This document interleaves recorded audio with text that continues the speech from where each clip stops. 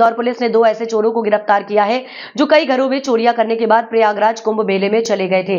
दोनों चोरों के ऊपर 15 से ज्यादा मामले दर्ज है। चोरों ने कई घरों से नकदी, सोने के आभूषण और चांदी के बर्तन चुराए थे। मोबाइल लोकेशन के आधार पर पुलिस को जानकारी लगी कि दोनों प्रयागराज कुंभ में मौजूद हैं। इंदौर पुलिस ने बड़ी सतर्कता से प्रयागराज कुंभ से लौटते वक्त दोनों को किया गिरफ्तार। अपने महंगे शौक और प्रेमिका पर खर्च करने के लिए करते थे चोरियां। पिछले एक महीने और लगभग 15-20 दिन में 5-6 नकबजनी की घटनाएं हुई थी। उसमें हमने 2 आरोपियों को अभी इसमें हिरासत में लिया है, अजय शुक्ला और संतोष पुरी।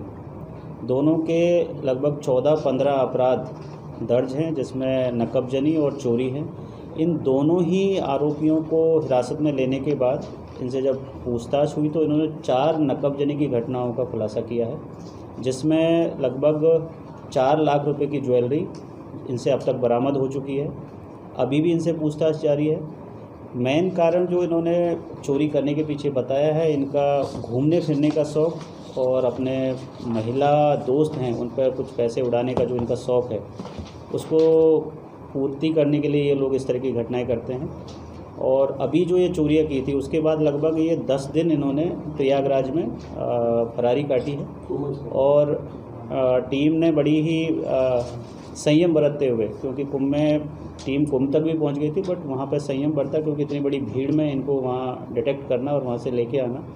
तो जैसे ही ये वहां से गाड़ी में बैठे हैं ट्रेन में वापस, तो टीम ने इनको आइडेंटिफाई किया है, हिरासत में लिया है, पूछताछ की है और अब अभी तक लगभग 4 चोरियों का, 4 नकबजनियों का 4 लाख रुपए का मसरूका इसमें बरामद हो गया। और अब अगली खबर मुरैना से आ रही है। आसन बैराज डैम में किसानों की जमीन जाने के बाद भी उस जमीन को नहीं किया गया सरकारी घोषित।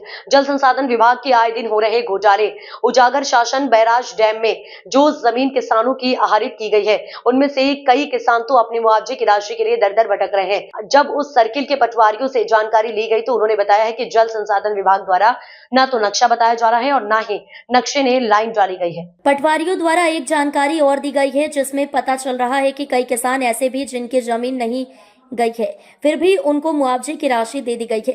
वहीं पटवारियों द्वारा यह भी बताया गया है कि जो जमीन आसन बैराज डैम के लिए आहरित की गई है, उसको अभी तक सरकारी घोषित नहीं किया गया है। कुछ किसान ऐसे भी हैं जो जमीन आहरित होने के बाद भी उस जमीन पर खेती कर रहे हैं। गुप्त सूत्रों से मिली जानकारी के अनुसार डैम का न भरने का एक मुख्य कारण यह भी बताया गया है कि डैम का एक पिलर डैमेज हो चुका है, जिस वजह से पानी का स्टॉक नहीं किया जा रहा है। जिन किसानों की जमीन आहरित की गई, उस जमीन को पटवारी अभिलेख खसरे में सरकारी घोषित नहीं किया गया है। कहीं न कहीं 44 करोड़ की लागत से बना आसन बैराज डैम में बड़े स्तर पर घोटाला किया गया है और शासन के पैसे का दुरुपयोग किया गया है। 2018 में डैम बनने के बाद आज 8 साल बाद तक गांव का विस्थापन नहीं हो पाया है। ठेकेदार द्वारा दिया गारंटी टाइम भी निकल चुका है। अब देखना यह है कि शासन प्रशासन की तरफ से जल संसाधन विभाग द्वारा किए गए घोटाले पर क्या कार्रवाई होती है। कहते हैं दाल में कुछ काला है, यहाँ तो पूरी दाल ही काली है। साथियों, आप देख रहे हैं शहर क्राइम न्यूज चैनल। आज हम आपको आसन बैराज डैम के बारे में बताने वाले हैं, जो कि 44 करोड़ की लागत से बनकर 2018 में तैयार हो गया था।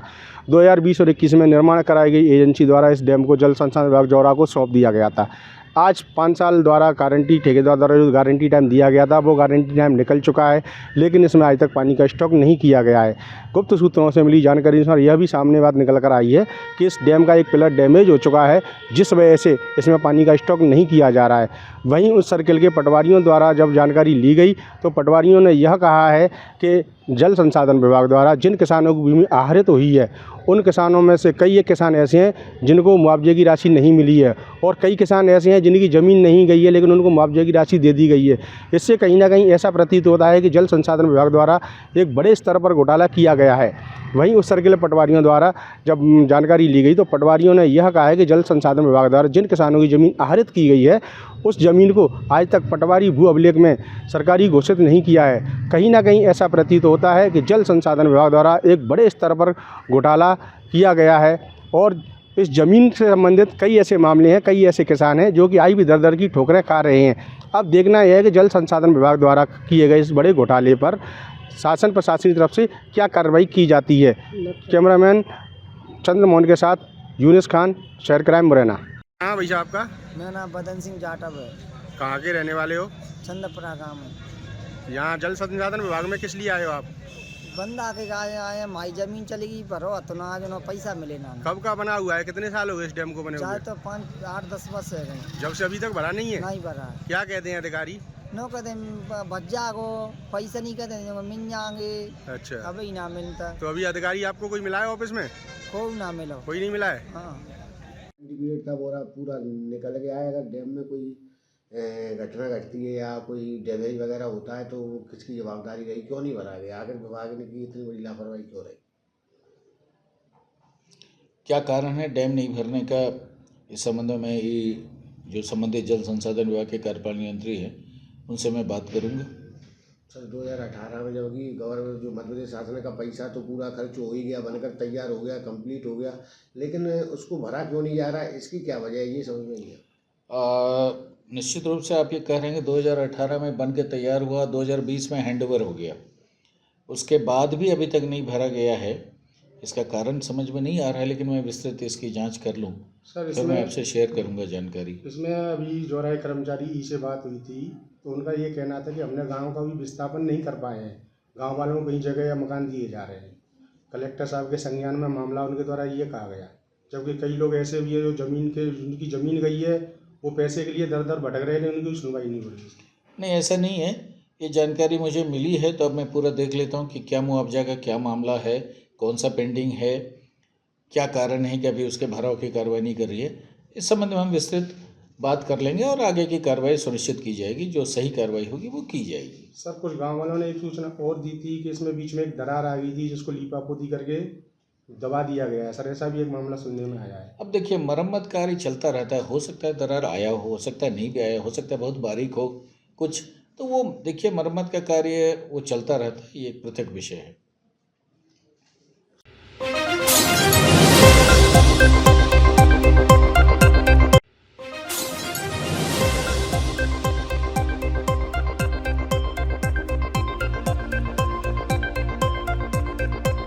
मंदसौर में लोकायुक्त उज्जैन टीम ने श्रम विभाग के बाबू कैलाश नीनामा को 1800 रुपए की रिश्वत लेते रंगे हाथों पकड़ा है। आवेदक से ब्याज की राशि के लिए बाबू ने की थी 2500 रुपए की मांग। लोकायुक्त पुलिस अधीक्षक अनिल विश्वकर्मा के मार्गदर्शन में निरीक्षक राजेंद्र वर्मा और टीम की कार्रवाई आवेदक भगवती लाल चौहान मंदसौर द्वारा 19 फरवरी को लोकायुक्त पुलिस अधीक्षक उज्जैन अनिल विश्वकर्मा को शिकायत की थी। वो जुलाई 2017 में विद्युत विभाग से सेवानिवृत्त हुआ था।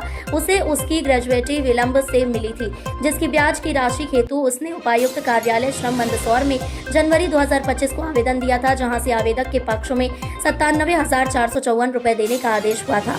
आवेदक ब्याज की राशि हेतु श्रम विभाग मंदसौर के बाबू कैलाश नीनामा से मिला तो उसने आवेदक से 2500 रुपए रिश्वत की मांग की थी। आज लोकायुक्त टीम ने तस्दीक कर ट्रेप आयोजित कर श्रम विभाग के बाबू कैलाश नीनामा को आवेदक से 1800 रुपए रिश्वत लेते रंगे हाथों गिरफ्तार किया है। सिर्फ कार्रवाई की गई है, कहाँ की गई, क्या कुछ मामला है पूरा? देखिए, आवेदक हैं भगवती लाल चौहान मंदसौर के। इनके द्वारा 19 फरवरी 2025 को लोकायुक्त कार्यालय उज्जैन में आकर पुलिस अधीक्षक महोदय से एक शिकायत की थी कि ये वर्ष 2017 में विद्युत वितरण कंपनी से रिटायर हुए थे और इनकी जो ग्रेजुएटी की राशि है ये इन्हें थोड़ा विलम्ब से मिली थी, जिस कारण से इनकी ब्याज की राशि कंपनी से लेना बाकी थी। कंपनी ने इनको वो राशि नहीं दी थी तो इन्होंने श्रम विभाग में इसके लिए आवेदन दिया था। मंदसौर श्रम विभाग से इनके पक्ष में फैसला हो गया था और इनको कुछ 97,500 रुपये देने के लिए आदेश हो गया था, परंतु विद्युत वितरण कंपनी के द्वारा इस आदेश के विरुद्ध में आयुक्त श्रम इंदौर में एक आवेदन प्रस्तुत किया था, अपील प्रस्तुत की थी, वहाँ से भी आवेदक के पक्ष में फैसला हो गया था। आवेदक अपनी जो ब्याज वाली राशि यहाँ लेने आए थे, तो यहाँ पर जो बाबू है कैलाश चंद नीनामा, उनके द्वारा इनसे 2500 रुपये रिश्वत की मांग की गई थी, जिसकी शिकायत इनके द्वारा की गई और इनके द्वारा जिस दिन बातचीत करने आए थे 500 रुपये ले लिए गए थे। शेष 2000 में से इनके द्वारा 1800 रुपये फिर मांगे जा रहे थे। वह 1800 रुपये आज इनको लेते हुए रंगे हाथों पकड़ा है और मौके पर कार्रवाई की जा रही है। क्या कार्रवाई की गई, क्या कुछ मामला है? देखिए, सबसे पहले तो उनसे नोटों जो रिश्वत राशि थी वो बरामद की गई है। श्रम विभाग का जो संबंधित आदेश था वो जब्त किया गया है और बाकी और भी इस विधि अनुसार जो कार्रवाई है वो सब की जा रही है। तो लगातार आप लोगों की कार्रवाई हो रही है, उसके बावजूद भी लोग बाग रिश्वत लेने से नहीं मान रहे, तो ऐसे लोगों से आप क्या करेंगे जो रिश्वत देते हैं? देखिए, मेरी लोगों से अपील है कि अगर कोई भी शासकीय कर्मचारी उनसे अधिकारी उनसे रिश्वत की मांग करता है तो लोकायुक्त कार्यालय में शिकायत करें, लोकायुक्त पुलिस द्वारा कार्रवाई की आपका जाएगी। नाम और पोस्ट? मैं inspector Rajendra Verma, post sir? Inspector निरीक्षक हूँ राजेंद्र वर्मा, लोकायुक्त कार्यालय। इस वक्त की बड़ी खबर भोपाल से आ रही है। मध्य प्रदेश ने रचा एक और इतिहास। शास्त्रीय नृत्य मैराथन में गिनीज वर्ल्ड रिकॉर्ड 91वें खजुराहो डांस फेस्टिवल में रचा इतिहास। 24 घंटे 9 मिनट 26 सेकंड तक लगातार किया नृत्य। 139 कलाकारों ने शास्त्रीय नृत्य की दी प्रस्तुतियां। कार्यक्रम में मुख्यमंत्री डॉक्टर मोहन यादव भी रहे मौजूद। 51वां खजुराहो नृत्य महोत्सव, वैसे ही नृत्य का आयोजन और नृत्य से बढ़कर के मध्य प्रदेश सरकार का सबसे सर्वाधिक महत्व का आयोजन, जिस मंच पर आकर के देश के स्वनाम धन्य बड़े बड़े कलाकार अपना गौरव और गर्व मानते। ये कला संस्कृति बुंदेलखंड का जो ये इलाका है वाकई अद्भुत है। किसी बात के लिए यहाँ परमात्मा ने कोई कमी नहीं रखी।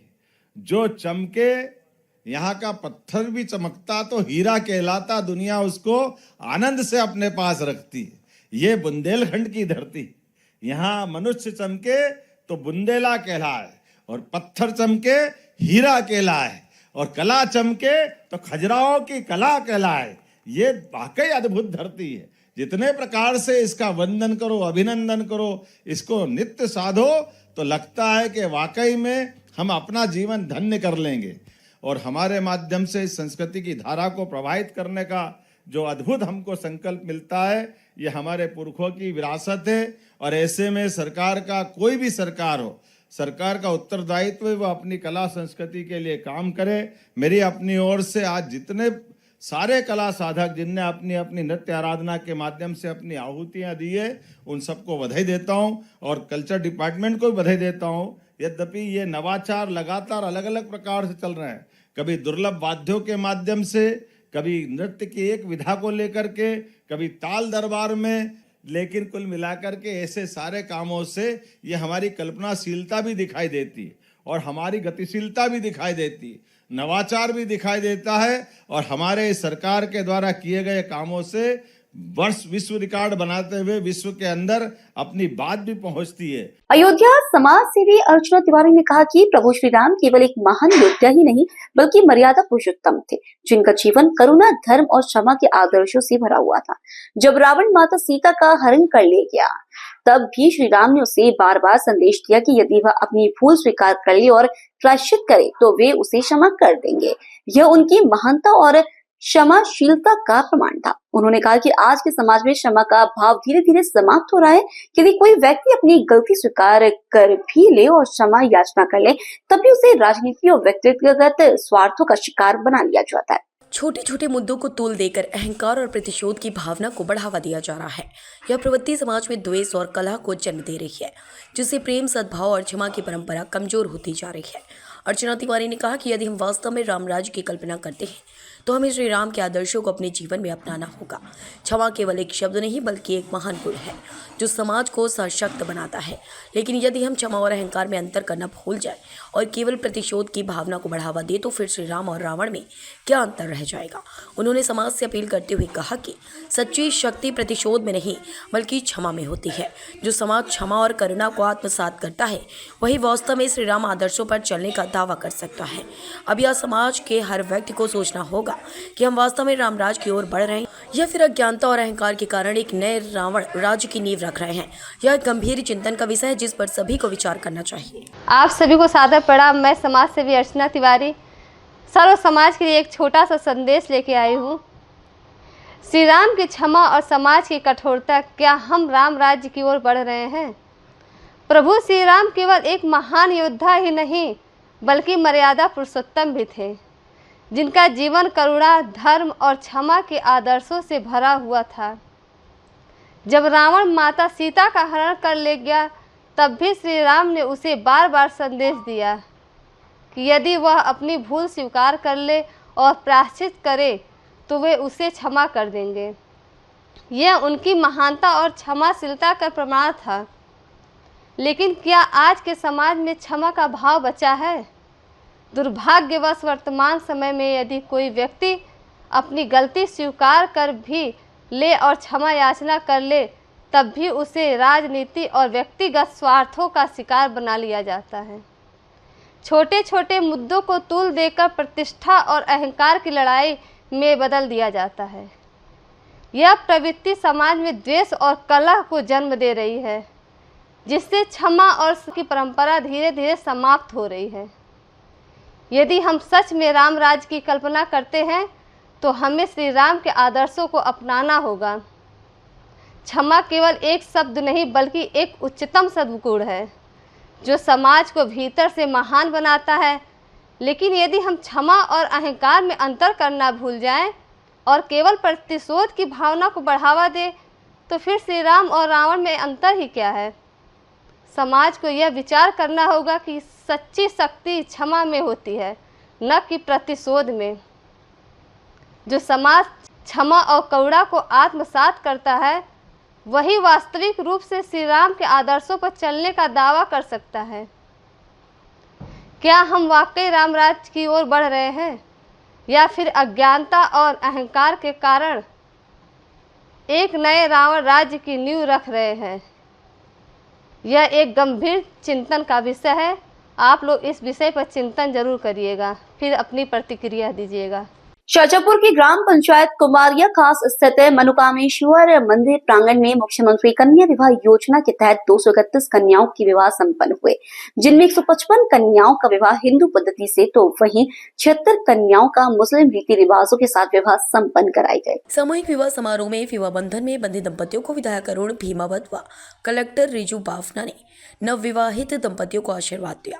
इस दौरान विधायक अरुण भीमावत ने कहा कि यह एक ऐतिहासिक पल है जहां एक साथ हिंदू एवं मुस्लिम कन्याओं का विवाह संपन्न हुआ है।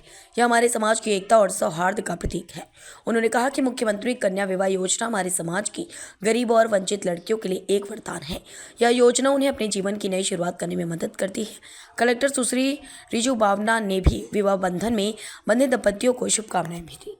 माननीय मुख्यमंत्री कन्या विवाह का आयोजन आज सबसे पहले मोहन बड़ौदिया ब्लॉक में किया गया। कुल 271 जोड़े पंजीकृत किए गए थे, जिसमें 155 जोड़े हिंदू जोड़े थे और 76 जोड़े जो थे वो मुस्लिम समाज के थे। और सब यहाँ पे जनपद सीओ और पूरी टीम ने मिलकर अच्छी व्यवस्था की थी। आज के इस कार्यक्रम में माननीय कलेक्टर मैडम भी पधारी थी और तमाम जनप्रतिनिधि माननीय विधायक शाजापुर भी पधारे थे और सभी ने मिलकर के वधू को आशीर्वाद दिया। मुख्यमंत्री कन्यादान योजना प्रारंभ की और 55,000 रुपये की राशि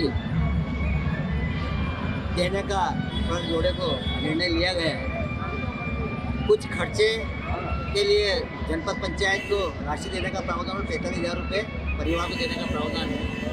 उसके कारण से आज मोहन बड़ौदिया ब्लॉक के कुमारिया खास मंदिर पर जो वातावरण सामूहिक विवाह का बना है, समभाव से एक भाव से एक जाजम पर एक छत के नीचे 231 जोड़े का यहाँ पर सामूहिक विवाह निकाह का कार्यक्रम संपन्न हुआ है।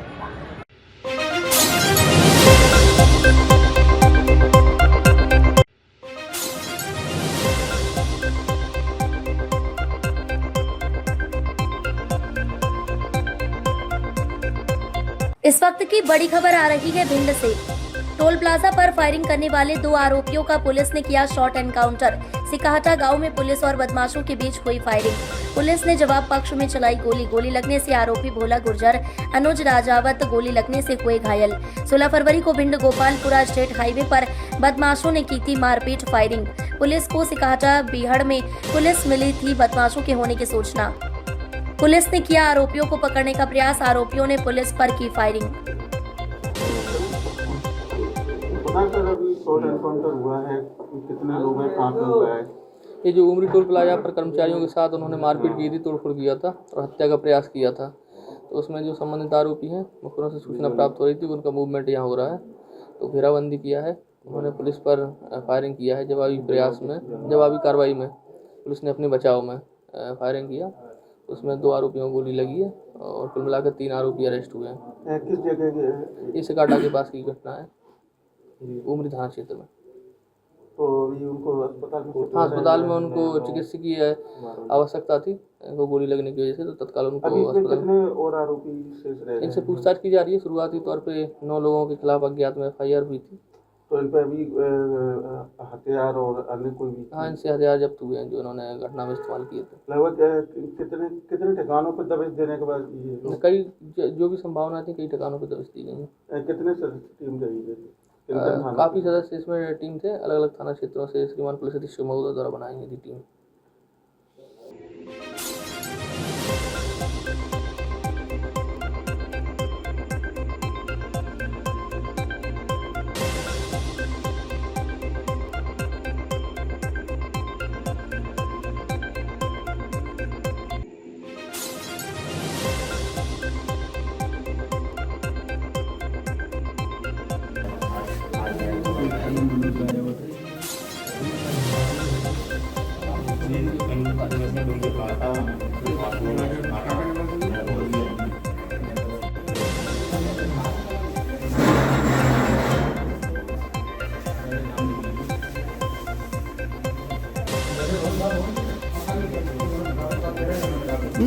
इंदौर रेलवे स्टेशन के नवीनीकरण को लेकर व्यापारियों में खौफ का माहौल है। व्यापारियों को अपने व्यापार व्यवसाय के संचालन को लेकर चिंताएं सता रही हैं। सरवटे इलाके के एक व्यापारी ने प्रधानमंत्री कार्यालय को पत्र लेकर रेलवे स्टेशन बंद न करते हुए 2 प्लेटफॉर्म से ट्रेन संचालित करने का पत्र भेजा था, जिस पर प्रधानमंत्री कार्यालय ने संज्ञान लेते हुए रेलवे GM को नया प्लान बनाने के निर्देश दिए हैं।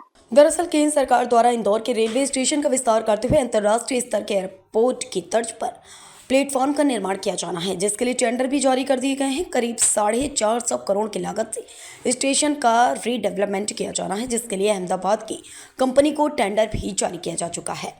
इस रीडेवलपमेंट प्रोजेक्ट के तहत स्टेशन के दोनों तरफ नई टर्मिनल बिल्डिंग का विकास, कॉनकोर्स बनाना, नए फुट ओवर ब्रिज, शेड, आधुनिक restaurant, accelerator, waiting area, ticket counter का निर्माण, सर्कुलेटिंग एरिया उन्नयन, आड़े तिरछे प्लेटफॉर्म सीधे करना और लाइनों में सुधार जैसे तमाम कार्य किए जाना है।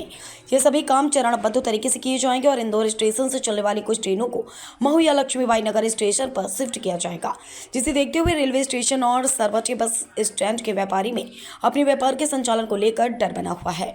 व्यापारी अमन डावर ने बताया कि क्षेत्र में करीब 150 से ज़्यादा होटल्स और 200 से ज़्यादा रेस्टोरेंट संचालित होते हैं। यदि स्टेशन को बंद कर दिया जाएगा तो व्यापार व्यवसाय पर बुरा असर पड़ेगा, जिसे देखते हुए उन्होंने सांसद, महापौर और मुख्यमंत्री सहित प्रधानमंत्री को पत्र लिखा था, जिस पर प्रधानमंत्री कार्यालय ने संज्ञान लेते हुए रेलवे के मुंबई स्थित कार्यालय और रेलवे GM को प्लेटफॉर्म के रीडेवलपमेंट के लिए नई योजना तैयार करने के लिए निर्देशित किया है, जिससे व्यापारियों का व्यापार प्रभावित न हो। प्रधानमंत्री ऑफिस को एक पत्र आपके द्वारा लिखा गया है, किस संबंध में ये पूरा पत्र है, किस विरोध कर रहे हैं, किस चीज़ का विरोध कर रहे हैं? देखिए, मैं विकास का विरोध तो नहीं कर रहा, मैं एक चीज़ पे मतलब ऑब्जेक्शन लिया है कि जो अभी मुझे कुछ समय पहले सोशल मीडिया वो अपना अखबारों के माध्यम से पता लगा था कि रेलवे स्टेशन तोड़ के नए तरीके से बनाया जा रहा है। ठीक है, वो अच्छी बात है, पर मेरे उसके अंदर ऑब्जेक्शन ये है कि जो रेलवे स्टेशन तोड़ रहे हैं इनको एक साथ ना तोड़ते हुए आंशिक रूप से तोड़ के इसमें इसका रास्ता निकाला जाए। जो मैंने एक ऑब्जेक्शन DRM महोदय, वो अपना इंदौर सांसद महोदय और संभायुक्त महोदय जी को दिया था, उस पर सुनवाई नहीं हुई थी, तो मैंने माननीय प्रधानमंत्री जी के कार्यालय में पहुँचाया था। वहाँ पे उनने ऑब्जेक्शन को मतलब वहाँ पे ऑब्जेक्शन को देखा करा और western railway Bombay Churchgate पे सुनवाई हेतु भेज दिया गया। मैंने इसके अंदर आपत्ति ये ली है कि रेलवे स्टेशन के पास सबसे पास पड़ता है एम्बा हॉस्पिटल। कई दूर तबके के लोग जो जनरल की टिकट कटवा के जो नहीं मतलब प्राइवेट अस्पतालों का इलाज ले सकते हैं, वो अपना आयुष्मान कार्ड धारक यहाँ पे आके अपना इलाज करवाते हैं बड़े अस्पताल में और बड़े डॉक्टरों से। और इसके अलावा 3 नंबर और 4 नंबर तरफ देखा जाए तो मध्य प्रदेश का सबसे बड़ा होलसेल मार्केट है सियागंज, वो महारानी रोड। और ये भी है कि एशिया का सबसे बड़ा दवा बाजार मध्य प्रदेश के इंदौर में स्थित है।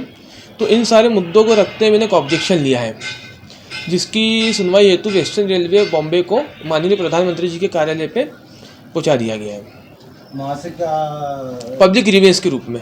जनहित की उसमें। रिस्पॉन्स किसी तरह का आया है? अभी कोई रिस्पांस नहीं आया, बस एक ओनली मैसेज आया था, SMS आया था, जिसको मतलब वो कह सकते हैं कि लाइव स्टेटस के भी आपकी शिकायत पे ऑब्जेक्शन पे क्या आगामी कार्रवाई हो रही है। ऐसे में अगर कार्रवाई होती है तो कितने लोग प्रभावित होंगे? इसके अंदर देखा जाए तो सर अपना आप मान के चलिए 1 नंबर 2 नंबर तरफ देखा जाए तो सरवेटे बस स्टैंड पे करीबन 100-150 होटल लॉज धर्मशाला हैं और अन्य ऐसी व्यापारिक संस्थाएं हैं जिनसे कहीं ना कहीं रेलवे का 50 से 70% लोग मतलब उनसे उनका मतलब व्यापार व्यवसाय डेली की रोज़मर्रा की चीज़ें निकलती हैं।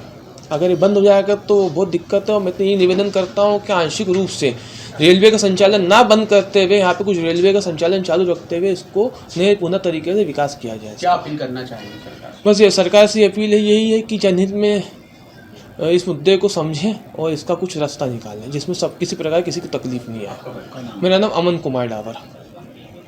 30 मार्च 2023 को रामनवमी के दिन इंदौर के सपना संगीता क्षेत्र में बेलेश्वर महादेव मंदिर परिसर में बावड़ी धंसने से 36 लोगों की मौत हो गई थी। इसके बाद हाई कोर्ट ने इंदौर के बाकी कुएं बावड़ी को संरक्षित करने का आदेश दिया था। मामले की सुनवाई में हाई कोर्ट की डिवीजन बेंच ने एक अवमानना की सुनवाई करते हुए मौखिक रूप से कहा, हमें उम्मीद थी कि बेलेश्वर महादेव मंदिर की बावड़ी धंसने के बाद नगर निगम शहर के बाकी कुएं बावड़ी को पुनर्जीवित संरक्षित करेगा, लेकिन ऐसा कुछ नहीं हुआ। हाईकोर्ट ने इंदौर कलेक्टर आशीष सिंह और निगमायुक्त शिवम वर्मा को अवमानना का नोटिस जारी करते हुए 4 सप्ताह में जवाब पेश करने को कहा। जस्टिस विवेक रूसी और जस्टिस गजेंद्र सिंह की खंडपीठ के समक्ष अवमानना याचिका की सुनवाई हुई। याचिकाकर्ता के वकील मनीष यादव ने पैरवी की। अवमानना के पक्ष में कहा गया कि 1 साल पहले हाईकोर्ट ने नगर निगम इंदौर को आदेश दिए थे कि इंदौर के सभी सार्वजनिक कुएं बावड़ियों को संरक्षित किया जाए, उनका जीर्णोद्धार किया जाए, आसपास अतिक्रमण हो तो उसे भी हटाया जाए। सुनवाई के बाद हाईकोर्ट ने इंदौर कलेक्टर आशीष सिंह और निगमायुक्त शिवम वर्मा को अवमानना का नोटिस जारी करते हुए 4 सप्ताह में जवाब पेश करने को कहा है। सर ये बावड़ी हादसे में क्या नोटिस जारी हुआ? ये बड़ा ही दुखद हादसा हुआ था, हम सब लोग इससे अवगत थे, पूरा प्रदेश देश हिल गया था। 36 लोगों की हवन कर रहे थे जो रामनवमी के दिन, उनकी दुखद मृत्यु हो गई थी, जिससे व्यथित होकर के हमारे याचिकाकर्ता श्री पूर्व पार्षद महेश गर्ग एवं कांग्रेस नेता प्रमोद कुमार द्विवेदी जी ने मेरे और मेरे साथी प्रियेश भावसार के माध्यम से ये जनहित याचिका माननीय न्यायालय के समक्ष दायर की थी और हमने विभिन्न मांगे की थी कि दोषियों पर कार्रवाई हो, बावड़ियों और इन पर से कब्जे हटा जाए, क्योंकि अभी देखने में आया और जब माननीय न्यायालय के समक्ष इस याचिका की सुनवाई हुई थी, जब भी ये पाया था कि शहर में कम से कम 600 से अधिक ऐसी पुरातन महत्व की बावड़ियाँ हैं, कुएँ हैं, जिन पर अवैध कब्जे हो चुके हैं और जो बड़े बड़े लोगों के कब्जे हैं, जिसके कारण उनको हटाया नहीं जा रहा है और ये घटना दोबारा होने की आशंका बनी हुई है। तो कोर्ट ने ये पाते हुए जनवरी 2024 में हमारी याचिका स्वीकार की थी और विभिन्न निर्देशों के साथ निगम आयुक्त को, कलेक्टर को और अन्य को आदेशित किया था। तो उसमें पुलिस के द्वारा तो चालान पेश कर दिया गया था, पुलिस को भी हमने इसमें पार्टी बनाया था। तो कोर्ट ने कहा था कि विदिन 1 ईयर ऑफ इंसिडेंट चालान आप फाइल कर दें, उनके द्वारा चालान फाइल कर दिया था। तो कोर्ट ने अभी पुलिस के खिलाफ कोई ऑर्डर पास नहीं किया। निगम आयुक्त और कलेक्टर महोदय के खिलाफ कंटेम्प्ट का, अवमानना का नोटिस नामजद जारी किया है, क्योंकि हमने ये आरोप लगाया है कि जो भी बावड़ियाँ हैं वो उसी स्थिति में हैं आज भी। माननीय न्यायालय का स्पष्ट आदेश था कि जितनी भी बावड़ियाँ हैं जो पुरातन महत्व की हैं उन्हें वापस पुनर्जीवित किया जाए और जितने कब्जे हैं उन्हें हटाया जाए। और दोषियों के खिलाफ एक कार्रवाई करने वाला भी हमारा बिंदु था कि जाँच रिपोर्ट जो आई थी उसमें जोनल अधिकारी से लेकर कई लोग नामजद दोषी पाए गए थे, बावजूद उन पर किसी प्रकार का कोई एक्शन नहीं लिया। इससे भी हम व्यथित थे, तो हमने ये अवमानना याचिका दायर की थी।